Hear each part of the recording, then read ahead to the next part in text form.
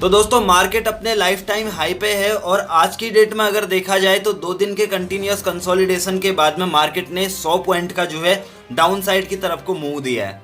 अब ऐसे में हमारे जो इन्वेस्टर्स हैं उनके जो पोर्टफोलियो हैं वो रेड कलर में दिखाई देते हैं। अगर कंपेयर किया जाए निफ्टी की गिरावट से तो निफ्टी गिरता है 1% आधा परसेंट, लेकिन जो हमारे स्टॉक्स हैं वो गिर जाते हैं 5%, 6%, 8%।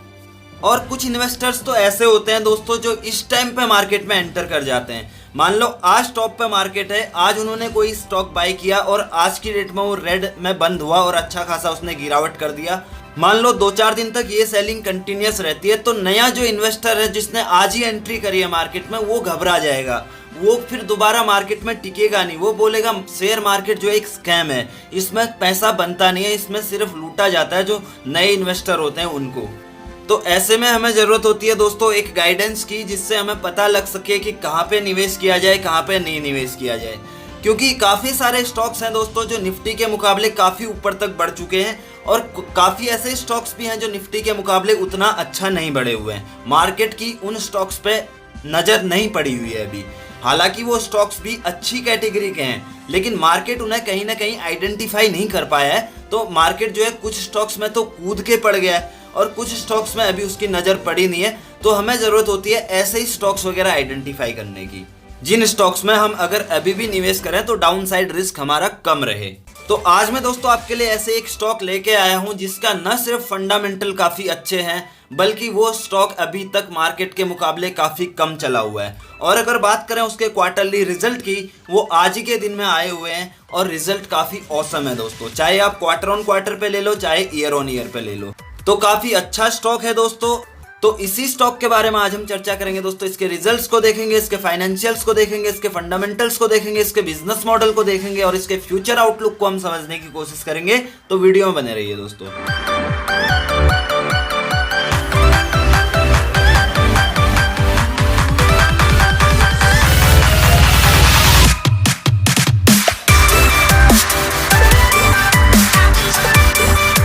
तो दोस्तों हम बात कर रहे हैं डीएचपी इंडिया लिमिटेड के बारे में। जी हाँ, डीएचपी इंडिया लिमिटेड ये एक रेगुलेटर मैन्युफैक्चरिंग कंपनी है जो अलग अलग तरीके के सिलेंडर्स के रेगुलेटर्स वगैरह बनाती है, जैसे कि propane regulators, butane regulators, LPG regulators, होस असेंबलीज, ब्रास फिटिंग्स, इस तरीके के कुछ ये प्रोडक्ट्स वगैरह बनाती है। इसका जो बिजनेस है दोस्तों वो इंडिया के साथ साथ में एक्सपोर्ट भी ये कंपनी करती है और इसका जो हेड ऑफिस है वो हावड़ा कलकत्ता में है। और इस कंपनी का जो मार्केट कैप है दोस्तों वो सिर्फ 100 करोड़ का मार्केट कैप है और जीरो डेट कंपनी है दोस्तों। और अगर बात करें इसकी ग्रोथ आउटलुक की तो कंज्यूमर वगैरह इसके कभी कम होने वाले नहीं है दोस्तों। गैस रेगुलेटर की आज की डेट में हर किसी को जरूरत होती है। इसके जो प्रोडक्ट हैं कुछ इसी तरीके के हैं और भी अलग अलग तरीके के हॉस्पिटल्स में यूज होने वाले सिलेंडर होते हैं, इंडस्ट्री वगैरह में यूज होने वाले सिलेंडर होते हैं, उनके लिए भी रेगुलेटर्स वगैरह ये बनाती है। तो अगर ग्रोथ की बात की जाए तो काफ़ी चीज़ें जो है अभी हम फॉरेन कंट्रीज से इंपोर्ट करते हैं। पूरी तरीके से हम आत्मनिर्भर अभी बने हुए नहीं हैं। अगर एक आत्मनिर्भर थीम में एक कोई कंपनी हम जोड़ सकते हैं तो वो भी ये कंपनी जुड़ सकती है दोस्तों। अगर हम बाहर से इंपोर्ट करना इन सब चीज़ों का बंद कर देंगे तो ये कंपनी जो है उसकी बहुत अच्छी बेनिफिशियरी हो सकती है, यानी कि ग्रोथ की अपार संभावना है। अब चलते हैं सीधा इसके क्वार्टरली रिजल्ट पे कि इसने कैसा परफॉर्म किया हुआ है। तो दोस्तों पहले हम इसके क्वार्टर ऑन क्वार्टर के रिजल्ट को देखेंगे। दिसंबर क्वार्टर में इसने सेल किया था 17 करोड़ का, जो कि बढ़ के मार्च क्वार्टर में 21 करोड़ हुआ है, यानी कि 22% का ग्रोथ है इसमें। ऑपरेटिंग प्रॉफिट की अगर बात करें तो 5 करोड़ से 10 करोड़ यानी कि डबल किया हुआ है ऑलमोस्ट इसने। इंटरेस्ट इसने कम किया, हालांकि पहले से ही जीरो डेट कंपनी है तो इंटरेस्ट इसमें ज़्यादा नहीं है। 2 लाख इसका इंटरेस्ट पहले दिया था जो कि वो भी कम कर दिया, अभी 1 लाख दिया हुआ है, यानी कि 50% की इसमें गिरावट है। और अगर नेट प्रॉफिट की बात करें तो 3 करोड़ 94 लाख इसका नेट प्रॉफिट जो था लास्ट क्वार्टर में था, जो कि बढ़ के इसने डबल से भी ऊपर कर दिया, यानी कि 8 करोड़ 5 लाख रुपए जो है इसका अभी का जो है नेट प्रॉफिट है। 104% का इसमें जंप है। और अगर ऑपरेटिंग प्रॉफिट मार्जिन्स की अगर बात करें तो मार्जिन्स इसने काफ़ी अच्छे इंप्रूव किए हैं दोस्तों। पहले से भी अच्छा था जो कि 32 था और अभी जो है 51 कर दिया, यानी कि 19% का इसमें जंप है।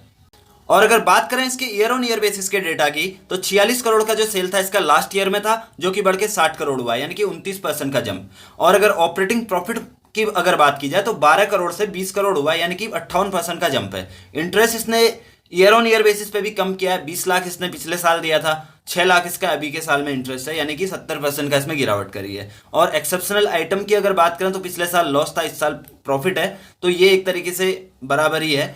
और अगर स्टैंड अलोन नेट प्रॉफिट की बात करें तो 3 करोड़ इसका जो प्रॉफिट था लास्ट ईयर में था, जो बढ़ के अभी 23 करोड़ हो गया, यानी कि 650% इसने उछाल दिखाया है। और ये जो डेटा है दोस्तों, ये हर साल बराबर बराबर बढ़ रहा है। ऑपरेटिंग प्रॉफिट मार्जिन की अगर बात की जाए तो 27% से 33%, यानी कि 6% का इसमें भी ग्रोथ है, अच्छा खासा ईयर ऑन ईयर बेसिस पे भी। और अगर बात करें दोस्तों इसके शेयर होल्डिंग पैटर्न की, तो प्रमोटर की जो स्टेक है वो सबसे ज्यादा है, 74% स्टेक है प्रमोटर की। प्लेज वगैरह कुछ भी नहीं है, म्यूचुअल फंड का कोई स्टेक नहीं है, एफआईएस का कोई स्टेक नहीं है, क्योंकि एक स्मॉल कैप कंपनी है, स्मॉल कैप से भी छोटी माइक्रो कैप कंपनी है, तो इनका कोई भी स्टेक नहीं है। अगर प्रमोटर विद हाईएस्ट होल्डिंग की बात करें तो आशीष देवरियाल जी जो है इसके प्रमोटर हैं, जिनका जो है इस कंपनी में हाईएस्ट स्टेक है, जो कि 60% है, यानी कि 90% स्टेक जो है एक तरीके से कह सकते हैं कि इनके पास में ही है। अगर हाईएस्ट पब्लिक शेयर होल्डर की बात करें तो बाला सुब्रमण्यम जी का है, जो कि 1.4% है। और अगर इंडिविजुअल इन्वेस्टर्स की बात करें तो इसमें 20% का स्टेक है। ओवरऑल जो रिटेल इन्वेस्टर्स का जो इसमें स्टेक है वो 25.63% है। और अगर इसके पास्ट के रिटर्न्स को देखें दोस्तों, तो एक साल 2 साल से ये कंपनी ज्यादा चली नहीं है। मार्च के फॉल के बाद में भी ये कंपनी ज्यादा चली नहीं है, जैसा कि आपको दिखाई दे रहा होगा। कंपनियों के जो एक साल में रिटर्न है 100% 200% से ऊपर है, बल्कि इसके जो रिटर्न है वो 100% से भी कम है। और एक तरीके से अगर देखा जाए लॉन्ग टर्म में कंपनी ने 1800% यानी कि 19 गुने के रिटर्न दिए हुए हैं 10 साल के अंदर में। 5 साल में भी अच्छे रिटर्न दिए हैं, 4 साल में भी ठीक ठाक रिटर्न दिए, 3 साल में चला नहीं है, 2 साल में उतना नहीं चला, 1 साल के बाद में फिर अच्छा रिटर्न इसने देना चालू कर दिया। अगर देखा जाए तो इसने लॉन्ग टर्म में जो है अच्छा रिटर्न दिया है, मीडियम टर्म में थोड़ा सा कंसोलिडेट किया हुआ है स्टॉक, शॉर्ट टर्म में भी अच्छा रिटर्न इसने दिया हुआ है। लेकिन अगर बात करें औरों से, अगर इसको कंपैरिजन करें तो ये काफी कम है। अगर अभी तक की अगर बात करें तो इसका मतलब क्या बनता है कि आगे जो आने वाला टाइम है उसके लिए अभी स्पेस इसमें बचा हुआ है, क्योंकि अभी हमको इसके रिजल्ट पता लग गए कि किस तरीके के हैं, तो अभी फ्रेश टाइम हमारे पास में ये हो सकता है एंट्री करने का। अब दोस्तों थोड़ा सा इसके फाइनेंशियल्स भी देख लेते हैं। डीएचपी इंडिया लिमिटेड कंपनी का नाम है, 592 जो है इसका अभी करंट मार्केट प्राइस चल रहा है। आज की डेट में 20% का अपर सर्किट लगा हुआ है। मार्केट कैप की अगर बात करें तो एक माइक्रो कैप कंपनी है, 148 करोड़ का मार्केट कैप है, 143 करोड़ का जो है इसका एंटरप्राइज वैल्यू है, यानी कि डेट इसके पास में कैश के मुकाबले जो है कम है। और 30 लाख इसके नंबर ऑफ शेयर्स ट्रेड हो रहे हैं मार्केट में, 15 का पी है, प्राइस टू बुक 2 है, फेस वैल्यू 10 है, डिविडेंड यील्ड जो है 0.42% है। बुक वैल्यू डिविडेंड भी देती है माइक्रो कैप कंपनी होते हुए। बुक वैल्यू इसका 281 है। देखो दोस्तों कितने अच्छे वैल्यूएशन है। कैश इसके पास में 6 करोड़ पड़ा हुआ है, डेट 2 करोड़ है खाली। प्रमोटर होल्डिंग 74% है, ईपीएस 39 है, आरओसी 9 है, आरओई 4% है। सेल्स ग्रोथ इसमें माइनस में दिखा रहा है, प्रॉफिट ग्रोथ माइनस में दिखा रहा है। अभी का डेटा भी मैं आपको दिखाता हूं, थोड़ी देर रुको। फिन स्टार जो है इसके पास में 3 है। अब देखो अगर अभी का आप डेटा देखोगे तो आप यकीन नहीं करोगे कि कितना ये कंपनी ग्रो कर गई है। इसके सेल्स ग्रोथ भी आप देखो, इसके आरओसी भी देखो और इसका आरओई भी देखो, वो की पॉइंट है, वो चीज आप देखो। बाकी आपको ज्यादा अगर हाईलाइट करके नहीं भी देखोगे तो कोई दिक्कत नहीं है। चलिए चलते हैं। पी इसका देखो दोस्तों 12 का पी है, 15 से कम हो गया, पहले 15 था।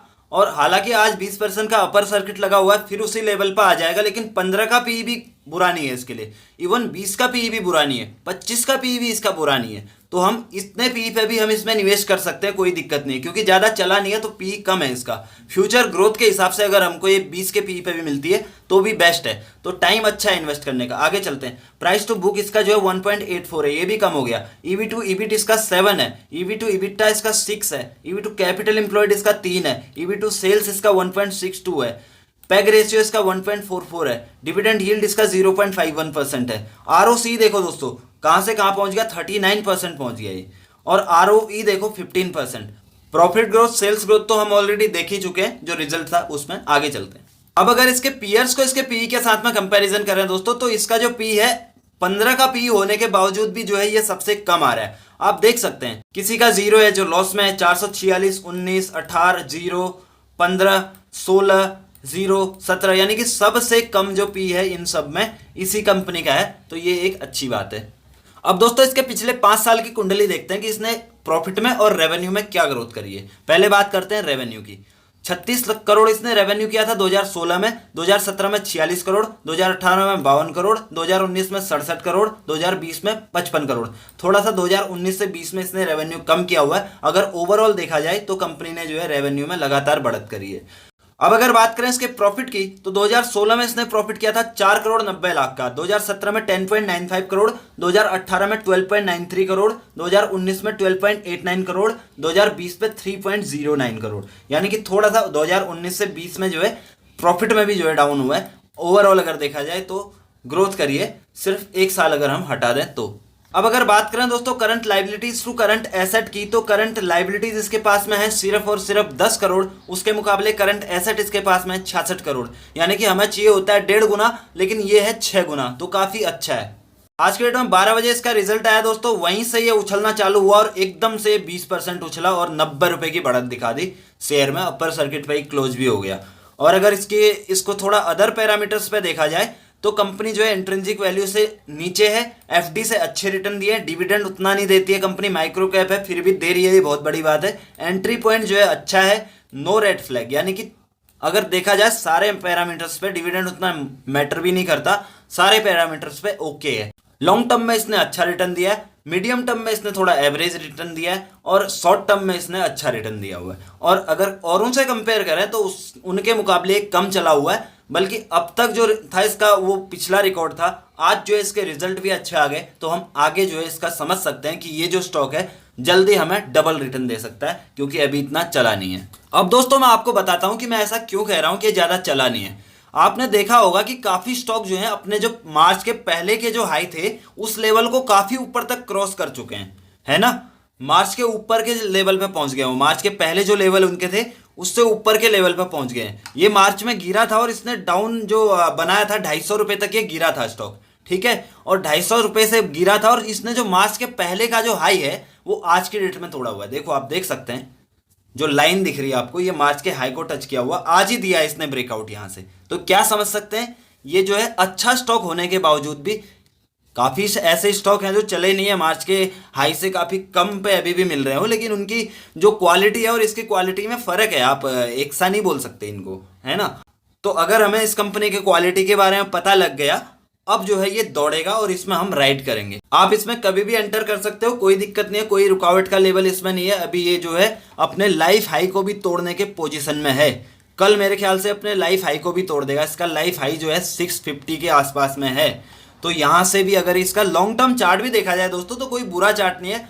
अगर देखा जाए तो ये अप ट्रेंड में ही है कहीं ना कहीं, तो इसमें आप कभी भी एंटर कर सकते हो, कोई दिक्कत नहीं है, कोई प्रॉब्लम वाली बात ही नहीं है इस कंपनी में एंटर करने में। क्यों ऐसा है, क्योंकि ये जो कंपनी है जीरो डेट कंपनी है, माइक्रो कैप कंपनी है। माइक्रो कैप का मतलब होता है कि एक सीमित एरिया में कारोबार कर रही है, उसके पास में अभी ग्रोथ की संभावनाएं काफी अपार हैं अगर वो अपना बिजनेस को एक्सपेंड करती है इधर उधर। और दूसरा लॉजिक मेरा ये है, क्योंकि ये जो है लंबे टाइम से ये अप ट्रेंड में ही है, कोई इसमें डाउन ट्रेंड नहीं आया, एक्सेप्ट कुछ ऐसी सिचुएशन हो गई, पॉलिटिकल इश्यू हो गया या क्रैश आ गया या कुछ ऐसे इश्यू की वजह से थोड़ा सा ये जो है डाउनफॉल इस शेयर में आया हुआ है। ओवरऑल अगर देखा जाए तो सीधे सीधे ये अप ट्रेंड में ही गया हुआ है। और ये चार्ट देखने की भी क्या जरूरत है दोस्तों, हमने रिटर्न तो इसके देख ही लिया 10 साल के अंदर में, हमें मीडियम टर्म में देखने की जरूरत ही नहीं है।